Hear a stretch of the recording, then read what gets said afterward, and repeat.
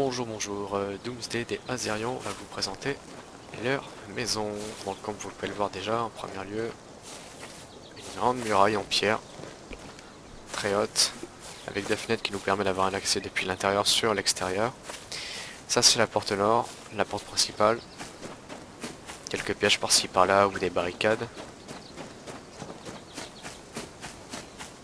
Très grande muraille bien évidemment. L'entrée est. Derrière nos carrières qui sont au nombre de 5 il me semble. Voilà, donc là c'est pas une faille, c'est juste une superposition de murailles qui n'a pas fonctionné. Et on peut nullement rentrer par là. On a tout de même mis un piège pour éviter que les badauds puissent y jeter un coup d'œil. La fameuse entrée sud.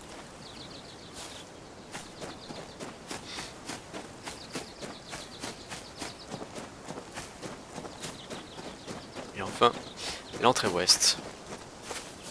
On va rentrer par là. Et on va ensuite visiter la muraille. Donc la muraille, 2 étages.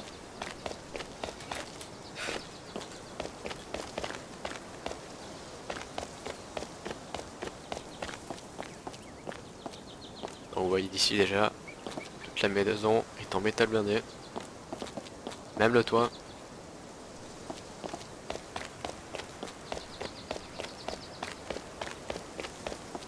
Donc là on a un accès sur l'extérieur de la maison. Depuis ces fenêtres. Des murs anti-échelle aussi pour éviter que ça grimpe.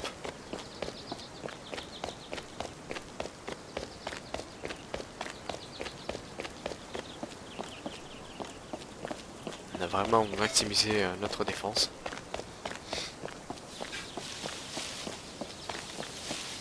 On a toujours un œil sur ce qui se passe à l'extérieur. On n'est jamais pris de quoi.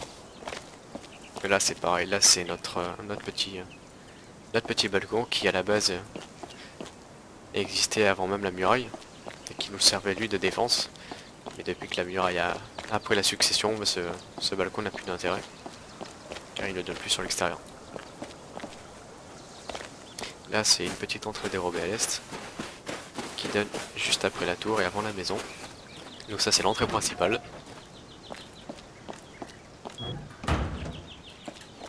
L'entrée principale de la tour, dans laquelle il y a pas mal de coffres. Allez voir vite fait le balcon. Voilà, tout le toit est en métal. Et donc avant on se protégeait derrière des barricades ou des sacs de sable. Donc la muraille c'est totalement inutile. Sauf depuis l'est où éventuellement on a encore un intérêt à monter sur le toit.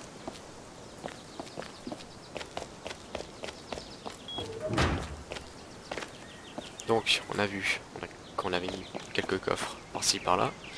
Principalement des armes d'ailleurs pour se défendre et éviter d'avoir à retourner dans la maison chercher des armes. Quelques soins. Des habits pour pas se trimballer tout nu. Là ça va être un coffre à armes. Voilà. Nouveau coffre à armes. Et donc notre petite guitoune tout en haut de la tour. Pareil, très pratique pour se défendre. Parce qu'encore plus haute que la muraille. On a une visibilité encore plus accrue. On va d'encore plus loin. On a une vue dégagée sur toutes les montagnes environnantes parce que la maison est vraiment dans une cuvette.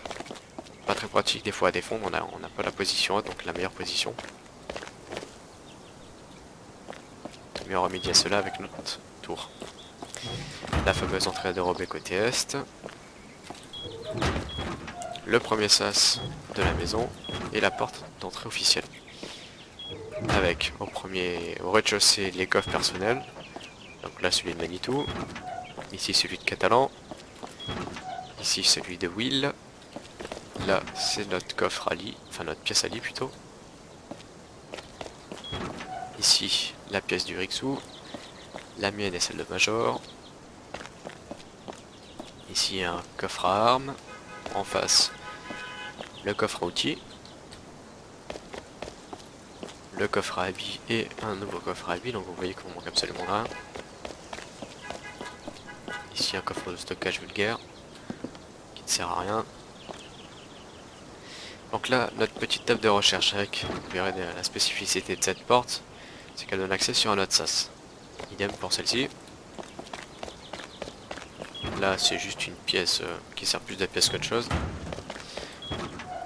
Donc voilà, là on arrive sur un enchaînement de portes et donc là c'est l'entrée ouest. La deuxième porte d'entrée, avec donc un premier sas.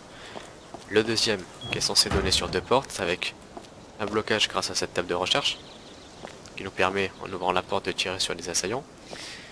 Dans le cas où ils arrivent à rentrer, idem là de nouveau une porte qui nous permet de défendre assez facilement. Cette porte qui donne sur l'étage du haut avec le coffre à blueprint ici.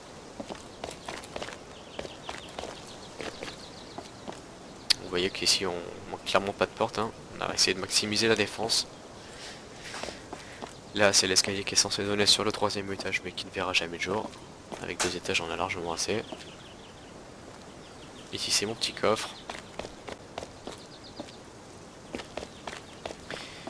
Là c'est la nourriture avec le coffre de bouffe. Il n'est pas en manque. Le coffre à bouteilles. Et là donc c'est censé être la porte de la majorité de nos coffres qui a un peu plus de valeur que ce qu'il y a en bas. Donc le coffre à raid. Il manque pas d'explosifs comme vous pouvez le voir. La deuxième partie du coffre à raid avec les échelles. Les caisses de soins. Les seringues de soins. Ici quelques ressources. Idem pour ce coffre. Le stock à munitions. Qui n'est pas en manque. De nouveau un stock à munitions. Et le coffre de nos armes. Un de plus. Le coffre à charbon qui ne nécessite pas de protection particulière. Idem pour la pierre et tellement nous avons d'armes. On se permet de les mettre en plein milieu du couloir. Et enfin la dernière pièce. La pièce des fours. Il n'est pas en manque de fours là non plus. Contrairement aux ressources, on en a récemment utilisé pour mettre en chantier une grotte qu'on avait découvert. Là à l'heure actuelle les coffres sont vides mais bon c'est pas un problème. Donc voilà, on a fait le tour de notre maison. Donc vous pouvez le voir, elle est pratiquement inviolable.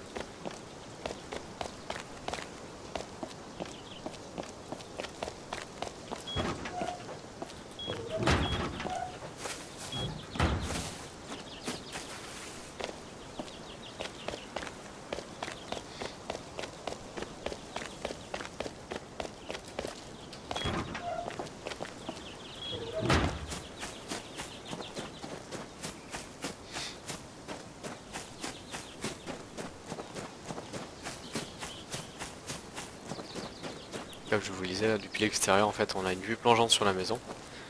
Parce qu'il nous a un petit peu poussé à faire une muraille. Comme ça même en étant ici sur ces collines, on n'a pas de réel accès à la maison, ni de visibilité.